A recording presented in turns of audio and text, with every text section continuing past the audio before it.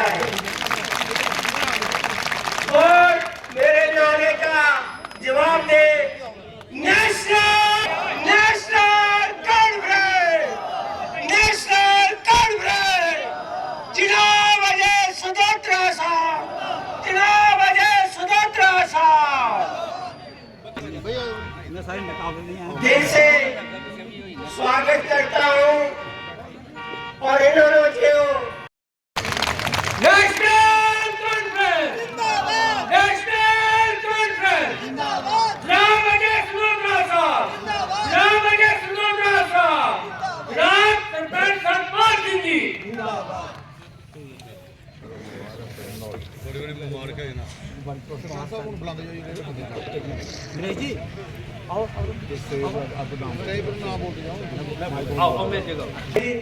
आप जाइए। ठीक है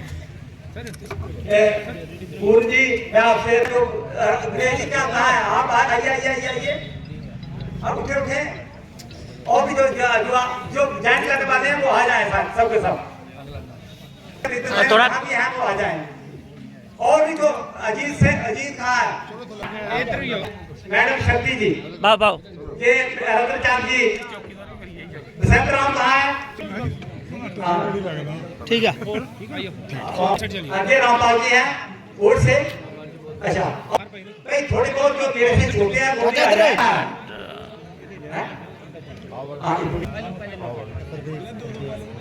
प्रवेश आ रहे हैं जो इस आने वाली एक सोना जो है वो शास्त्री महाराज ने दिया है और मुझे उम्मीद है कि हमारे मरने के बाद ठीक है राकेश सिंह जी राकेश सिंह आइयो आगे ठीक है आप बसंत राम जी भी आ गए हैं अमित जी इधर हमारे वो भी आए ठीक है शौकत एक मिनट बाबा तो 2 मिनट चलो जी राम इधर और जो लड़का यार नहीं आ रहा है वो आ जाए जो आना चाहता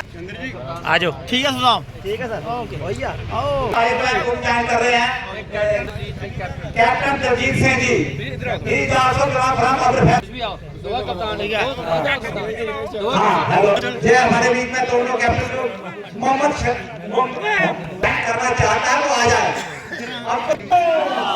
जनाब अजय सुदोत्रा साहब जनाब अजय सुदोत्रा साहब नेशनल कॉन्फ्रेंस आज नेशनल कॉन्फ्रेंस की संग बुनियाद रतनपुर सुरवाड़ा में चौधरी सतपाल सिंह जी ने रख दी है और चौधरी जो सतपाल जी है ये पढ़ा लिखा आदमी है ये एक बहुत मैच्योर आदमी है इसकी जो सोच है वो दरिया से लेकर के इसको बहुत कुछ दिया हुआ है इसको किसी चीज की कमी नहीं है मेरे भाई और बुजुर्गों जितना भी ये इलाका है ताकि चौधरी साहब कल उमर साहब को पकड़े फारूक साहब को पकड़ करके अजय सलोत्रा साहब को और चंदन जी को पकड़ करके जो दिल से वायदा करे वो वायदा आपके सामने लाए क्योंकि आवाम के लेकिन कांग्रेस ने क्या सोच के हमें कैंडिडेट दिया वो मेरी समझ में नहीं आया वो ऐसा कैंडिडेट हमें हमारे पे लाया गया जो आम जनता में नहीं था आम लोगों में नहीं था उनको कोई नहीं जानता था उस कैंडिडेट तो वो होना चाहिए जो लोगों में रहा हो हमने पूरी कोशिश की लेकिन बात इसलिए रही कि कैंडिडेट की वजह से उनकी सिलेक्शन की वजह से हम जो है नाकाम रहे अदरवाइज अगर कैंडिडेट वो अच्छा देते और हम सब मिलके मेहनत करते तो मैं नहीं समझता कि बीजेपी का आदमी यहाँ से जीत के जाता और मैं ये भी बता दूं मैं ये कहना चाहता हूँ कि जिसको आपने एमएलए बनाया है जहाँ उसको किसने तराशा है उसको नेशनल कॉन्फ्रेंस ने तराशा वो नेशनल कॉन्फ्रेंस की देन है नेशनल कॉन्फ्रेंस ने क्या नहीं किया उसके लिए मैं 42 साल से नेशनल कॉन्फ्रेंस में हूँ उस आदमी को जमीन से उठा के आसमान तक ले गया कौन ले गई नेशनल कॉन्फ्रेंस ले गई जनाब उमर साहब ले गए जनाब फारूक साहब ले गए, उन्होंने उस आदमी को अपग्रेड किया। तो बड़े अफसोस की बात है कि इतना कुछ मिलने के बाद, इतना कुछ लेने के बाद, इतना कुछ बढ़ने के बाद उसने नेशनल कॉन्फ्रेंस की पीठ में शुरा घोषा और वहां से धोखा देके पार्टी के लोगों को चला। तो मैं कहना चाहता हूं कि पार्टी जो नेशनल कॉन्फ्रेंस है ये आम लोगों की पार्टी है, गरीबों की पार्टी है, मजलूमों की पार्टी है। कि वो क्या नहीं किया। आज हम कभी बात करते हैं जो बीएसपी वाले, मैं उनको कहता हूँ यार जम्मू कश्मीर में बीएसपी वालों की जरूरत नहीं है। जो शेख साहब ने हमारे शेड्यूल कास्ट भाइयों को दे दिया वो किसी ने नहीं दिया। जो लोग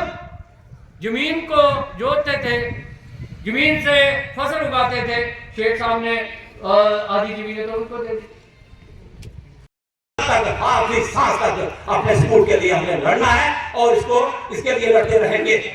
यही हमारा लास्ट जो है वो है। और आज हमें ये पता चल चुका है,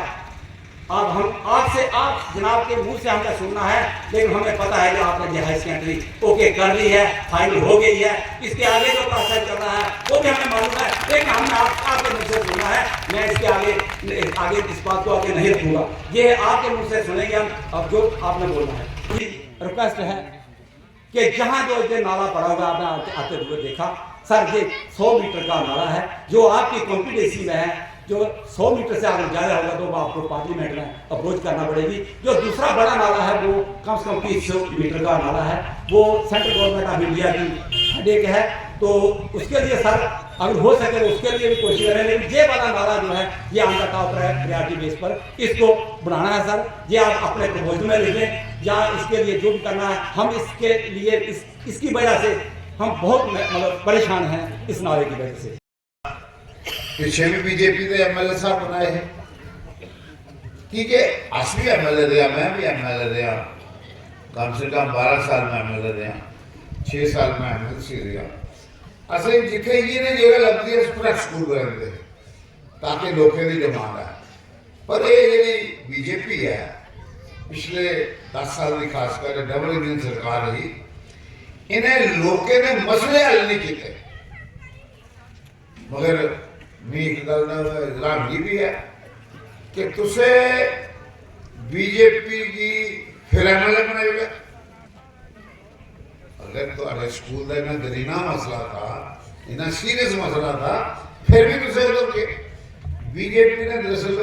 कोई काम नहीं करना, 10 साल उन्हें पीछे नहीं किया, अगू नहीं करना। उन्हें सिर्फ इको गल पता कैसे ना स्कूलों की गल करनी, ना अस्पतालों की करनी, ना सड़क की करनी। मैं आया पुलिया लिखो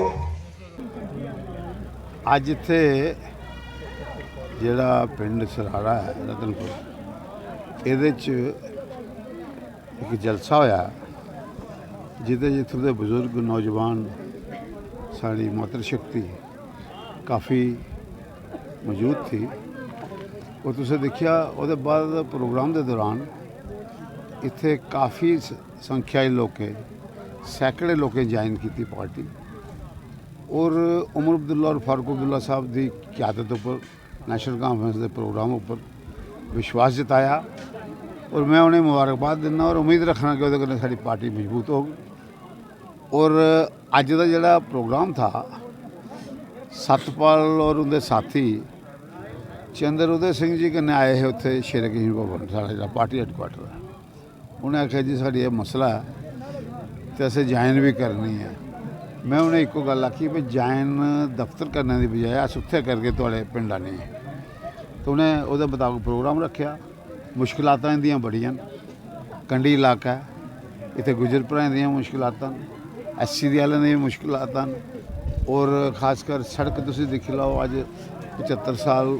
होई है सही देश आज़ाद होए दे। और साढ़े इत्थे सड़कें दा हाल दिक्खी लो। और मैं दिक्खिया, मैं रस्ते सोचा दा हा कि जिसले बारिशां होंदियां होनियां, हड़ आंदा होना, तो हो सकदा पिता जी रुआड़ खड़ोते रौन ते बेटा जी परले पासे होन, इस किस्म के हालात बनते हैं। और मैं ये समझ नहीं आई कि इत्थे लोकें दी बड़ी सख्त डिमांड है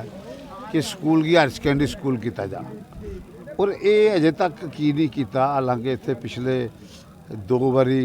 बीजेपी ਦੇ MLA ਵੀ ਰਹੇ ਨੇ 10 ਸਾਲ ਦੀ ਉਹ ਹੈ ਆਪਣੇ ਇੱਥੇ ਡਬਲ ਇੰਜਨ ਸਰਕਾਰ ਹੈ ਉਹ ਵੀ ਸਮਝ ਨਹੀਂ ਆਈ ਹੈ ਕੀ ਗੱਲ ਹੈ ਪਰ ਅਸੀਂ ਨਹੀਂ ਆਖਿਆ ਕਿ ਅਸੀਂ ਕੋਸ਼ਿਸ਼ ਕਰਕੇ ਜਿਹੜੀ ਮੁਤਲਕਾ ਮਿਨਿਸਟਰ ਇਹਦੀਆਂ ਐਜੂਕੇਸ਼ਨ ਦੀਆਂ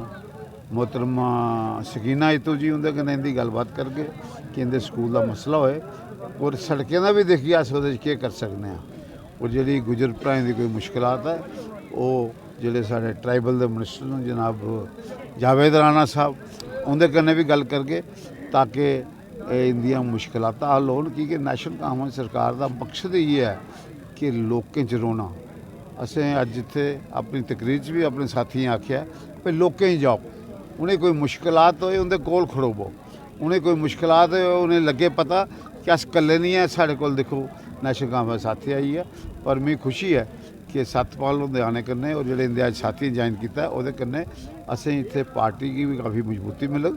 और जेह्ड़े इत्थूं दे लोग न वो भी समझन कि कोई पार्टी साढ़े पिछे खड़ोती दी है साड़ी मुश्किल जी है कोई भी हो हल करने की कोशिश करनी असें इन्हें एक गल बड़ी आखी है मैं भाई साढ़े दरवाजे 24 घंटे खुले सारा टैलीफोन 24 घंटे खुला जिसी कुछ मुश्किलात होए वो गल करे दफ्तर साढ़े आई जा साढ़े कन्नै गलबात करे अस जिन्नी अपनी तरफा कर सके अस इनकी मदद करके साड़ा मकसद ये है साड़ी पार्टी जी है डॉक्टर फारूक अब्दुल्ला साहब उमर अब्दुल्ला साहब उनका आदेश ही ये है भाई जाओ लोकें जाओ जाइए लोगों की सेवा करो लोगों की गल सुनो उनकी मुश्किलात सुनो अज सरकार है जिन्नी मुश्किलात घट हो सके करो और खासकर मैं चाहना कि अज वक्त की जरूरत है सारे में अपील की है क्या बुजुर्गें क्या नौजवान ने माता भैनें कि इसलिए वक्त की जरूरत है कि जेड़ी दरार मजहब की दरार इन्हें पाई दी है अपने बीजेपी ने उस दरार की भरने की कोशिश करो और अग्गू लिए कोशिश करो कि मजहब के नाम पर या अल्ट्रा नैशनलिज्म के नाम पर एक्सप्लाइट नहीं हो बल्कि अपने मसले दसो और उनकी गल करो भाई तुसें कीता की है ताकि लोगों को पता लगे कि असें अगर किसी वोट पाया सारा कुछ होया है ना कि ये पता लगे कि असें मजहब के नाम पर और अल्ट्रा नैशनलिज्म के नाम पर वोट पाई उड़िया और मैं उम्मीद है कि सतपाल होंदे आने कन्नै इत्थे काफ़ी सारा जेह्ड़ा अच्छा होग और आने वाली पंचायत इलैक्शन जड़ियाँ पंच सरपंच दियाँ और म्यूनसिपैलिटी दियाँ उहदे च भी साड़ा जेह्ड़ा एक अच्छा प्रदर्शन होगा। सर माननीय मुख्यमंत्री उमर अब्दुल्ला जी की जो बैठक सेंटर में हुई है उससे क्या कुछ हरा सिग्नल हरी झंडी देखने को मिलेगी यूटी से फिर तब्दील होगा हमारा स्टेटहुड मिलेगा हमें गल है कि जेड़े जिथे तक यूटी और एसटी का अपने स्टेट का तलक है साड़ी एक बड़ी डिमांड है साड़ी उहदे च जेड़ा साड़ा मैनीफेस्टो है उहदे च भी पहली डिमांड ये है कि स्टेटहुड होना चाहिए और जेड़ा बीजेपी ने जम्मू कश्मीर के लोगों कन्नै एक ज्यादती की लोकें उन्हें मैंडेट दिता इन्हें जम्मू के लोगों का दर्जा घटाई दिता और अज मैं स्टेज पर भी आख्या तुहाडे सामने भी आखना अगर बीजेपी की एक पैसे का भी हमदर्दी है जम्मू के लोगों कन्नै जेड़ा एडा मैंडेट दिता उन्हें तुसी फौरी तौर पर अपनी लीडरशिप की आखो कि इत्थे स्टेटहुड देन ताकि लोगों की मुश्किलात हल हो सकन ये बार्डर का इलाका है ये देश का ऐसा हिस्सा है जिथे चाइना बार्डर है पाकिस्तान बार्डर है मिलिटेंसी है इत्थे बेरोज़गारी है पहाड़ी इलाका है कंडी इलाका है तो इत्थे उन्हें यूटी की स्टेटहुड देना चाहिए ताकि जेड़े साढ़े लोग न उनकी मुश्किलात हल हो सकन डबल कंट्रोल च जम्मू कश्मीर दी मुश्किलात हल नहीं होनियां बल्कि मुश्किलात बधनियां। Thank you sir.